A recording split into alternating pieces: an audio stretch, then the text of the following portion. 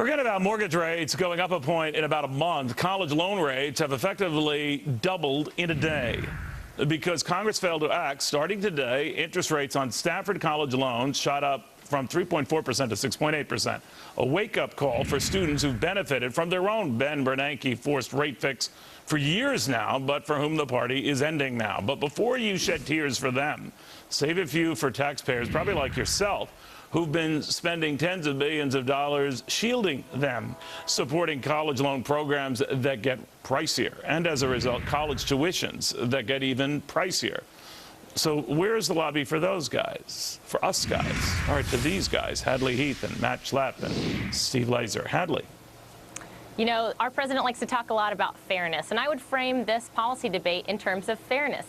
Our current policy is unfair not only to taxpayers, but to other groups of people as well, including middle-class Americans who never went to college, or people who are making prudent decisions to go to college in a more cost-effective way. We're rewarding bad behavior by subsidizing student lending that, you know, unfortunately the rate's going up, but to put it in perspective, we're returning to a rate that we had 4 years ago. Well, kind of going back to the historical norms, too. But, Matt, it is sticker shock, is it not?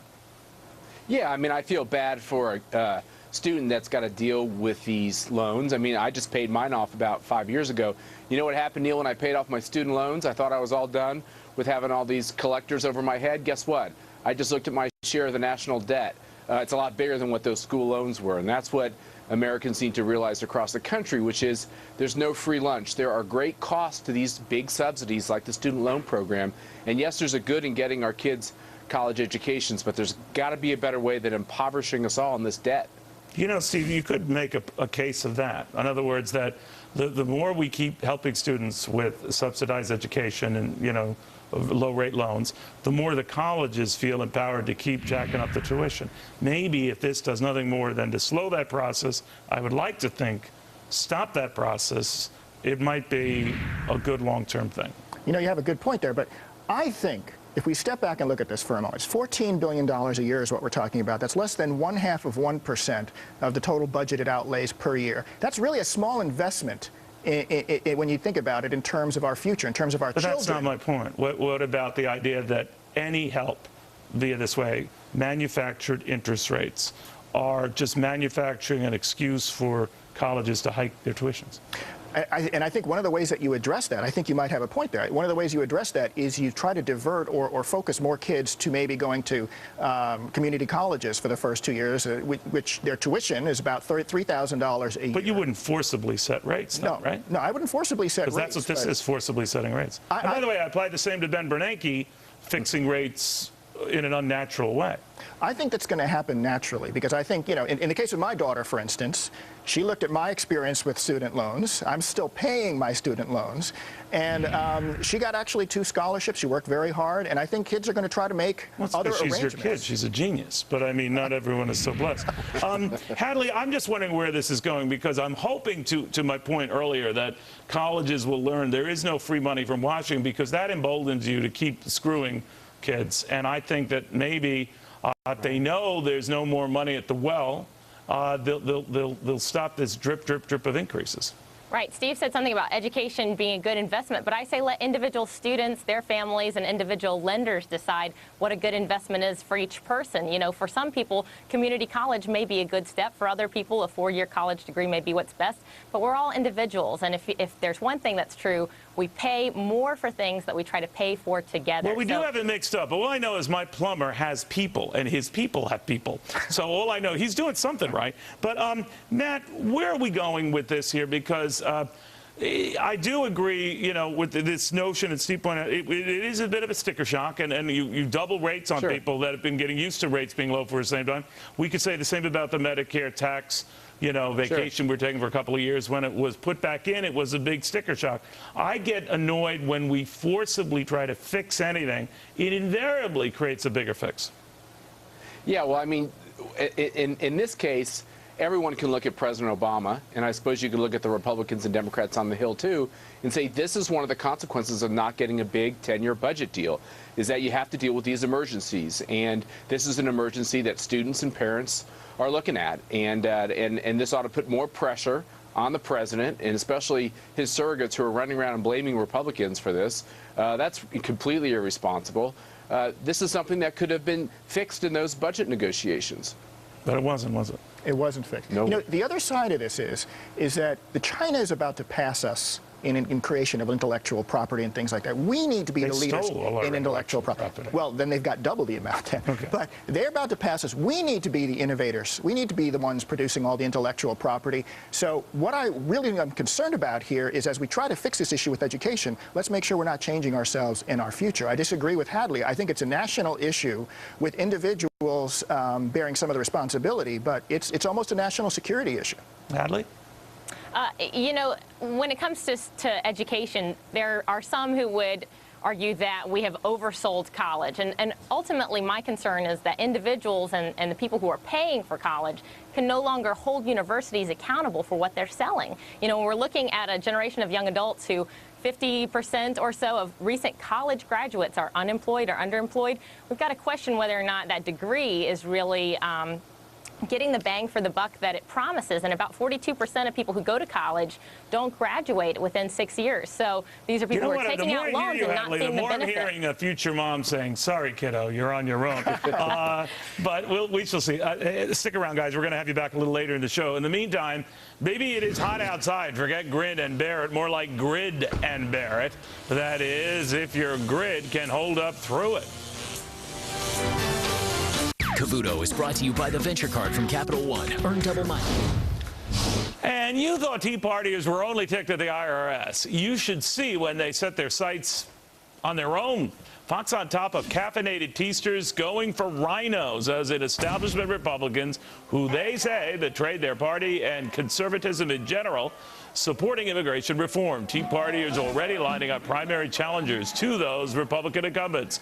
But do they risk shooting themselves and their party in the foot next year?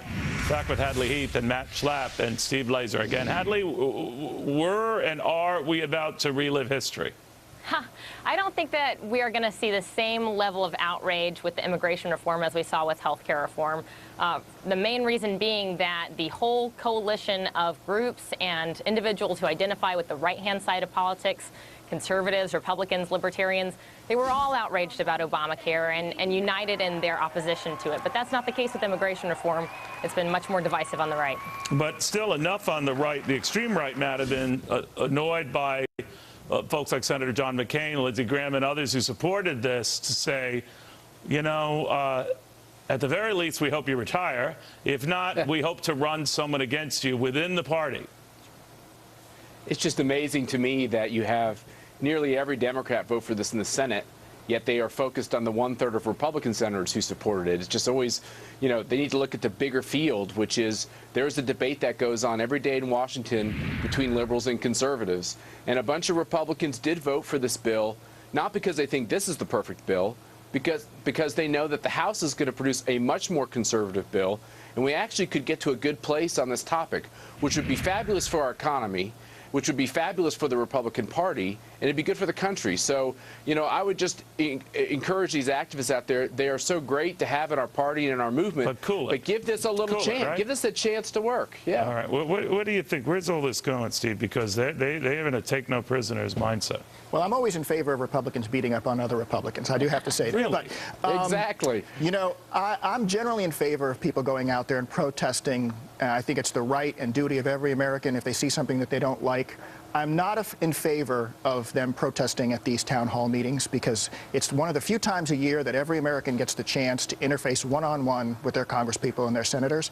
You know, that What's being wrong said, with getting in your congressman's face? there's nothing wrong with that. But you know what? There's all of the other constituents in their districts or in their states. That's their one chance to do it, too. Any other time of the year, if you want to protest them, if you want to protest their speeches, if you want to interrupt anything else that they're doing, get arrested, doing all that kind of stuff, that's fine. I just don't think that they, in general, one should disrupt these kind of town hall meetings. Then again, Republicans going after Republicans have at it as far as. All right. Of course, you were similarly against it when they were going after those who fought for the Iraq War. I was. We talked about that a couple of years ago. Okay. Sure.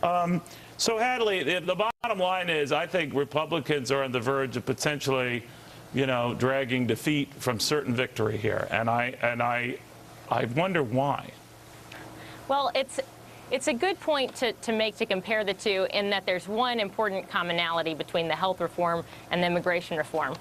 Americans are skeptical of bills that are 1,000 pages long, as they should be. But I would encourage Republicans especially and conservative and Tea Party groups as they go out and protest this, whether it be at a town hall or somewhere else, be very specific about what it is you're protesting. Otherwise, the narrative that comes out of this is that you don't like immigrants, and that's not true at all. As Matt mentioned, there's a great way to do immigration reform, a free market way to do immigration reform. We should work towards that. And protests are a welcome part of our rights to assemble and petition the government. But it's got to be the right way. It's got to be specific about what we oppose and what we do support. Does that mean just sort of go along then, Matt? No, I don't think so at all. But I think we got to get real here, which is our economy suffers because of a poor immigration policy that's on the books, right? And it's going to take a lot of pages. It's going to take some complication to get it fixed. There's a second thing, which conservatives out there in the country need to realize. They will never get another pick, another conservative justice on the Supreme Court, unless we fix this political situation so that as the Anglo percentage of the electorate drops, and Asians and Hispanics and all these new immigrants continue to grow, we've got to be a welcoming party for all those people, else we're signing a death sentence for the Republican Party. Well, no, I can see that, but that means just accept anything, and that's assuming, Steve. I know what you're saying, Matt, but the impression could be that for fear of losing the Latino vote, they settle for anything, and it isn't a given you overwhelmingly lose the Latino vote. Anyway. Well, we Latinos are watching. I'm part Latino. Mitt Romney only got about 27% of the Latino vote last time, and I think Latinos will be watching very carefully to see which way. It was as recently as 2000. George Bush got more than half of it, right? He did. I think so it's not as if it's locked out from Republicans. I don't think it is, but I think Latinos are watching very carefully how Republicans handle this issue. I think if the Tea Parties really get after Republican incumbents, if they really force the Republicans to go to the right, I think it's going to be extremely damaging to the Republican Party in 2014 and 2016. Which you would love to see. I would love to see. Okay, but you don't think that's going to happen, Hadley? I don't know what's going to happen. You know, this bill is headed to the House. Like Matt said, we could see some important revisions there. But ultimately, at the end of the day, you know, the Tea Party has different elements within it. One of those elements is that they support a free market system. And I would emphasize that freeing the market means allowing more people to come here and become citizens and find a way to contribute to the economy. So as long as people want to be peaceful and productive citizens, that's something that I think conservatives and libertarians should all support. All right, we shall see. I kind of agree with all of you in implying that by next year at this time, it will even be an issue. But for now, it is an issue dividing Republicans, the mainstream and the extreme, who say this will be their Waterloo. Will it? We shall see. See you tomorrow.